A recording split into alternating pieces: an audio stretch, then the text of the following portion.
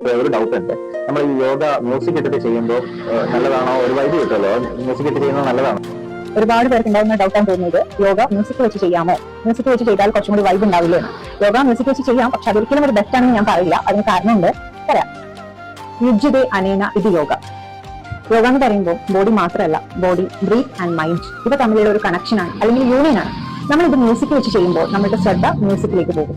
നമ്മൾ നല്ല സൈലന്റ് ആയിട്ടാണ് ചെയ്യുന്നതെങ്കിൽ നമ്മുടെ ശ്രദ്ധ നമ്മുടെ ഉള്ളിലേക്ക് തന്നെ വരും. ശ്വാസത്തിൽ ശ്രദ്ധ കുറയും. പ്രാണായാമ, ആസന ഇവ ചെയ്യുമ്പോൾ ബ്രെത്ത് അവയർനെസ് വളരെ പ്രാധാന്യം അർഹിക്കുന്നു. മ്യൂസിക് ഉണ്ടെങ്കിൽ അത് ഡിസ്റ്റർബ് ആകുന്നു. നമ്മുടെ ശ്വാസത്തിൽ നമുക്ക് ശ്രദ്ധ കേന്ദ്രീകരിക്കാൻ സാധിക്കാതെ വരുന്നു. മെഡിറ്റേഷൻ ഡീപ്പ് ആകില്ല. ധ്യാനം ചെയ്യുമ്പോൾ സ്റ്റിൽനെസ് ആൻഡ് സൈലൻസ് ആണ് ഇമ്പോർട്ടന്റ്.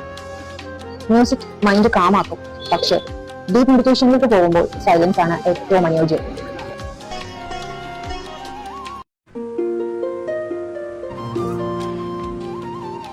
നാച്ചുറൽ ബോഡി റിതം നഷ്ടപ്പെടാം. അതായത് യോഗയിൽ നമ്മൾ ബോഡിയുടെ നാച്ചുറൽ റിതം ഫോളോ ചെയ്യണമെന്നാണ്.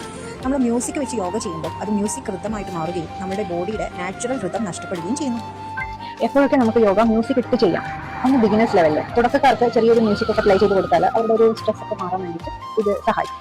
മറ്റൊന്ന് പറയുന്നത് റിലാക്സേഷൻ ടൈം. നമ്മുടെ ശവാസനത്തിൽ റിലാക്സ് ചെയ്യുന്ന സമയത്ത് ഒരു ലൈറ്റ് മ്യൂസിക് ഒക്കെ പ്ലേ ചെയ്ത് കൊടുക്കുന്നതുകൊണ്ട് തെറ്റില്ല.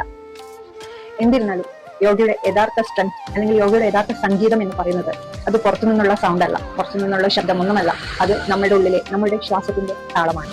തീർച്ചയായും മ്യൂസിക് നമ്മുടെ മൈൻഡിനെ കാം ചെയ്യും, എന്നാൽ സൈലൻസ് അത് നമ്മളെ തന്നെ ട്രാൻസ്ഫോം ചെയ്യും. Feel the silence and enjoy the real magic of yoga.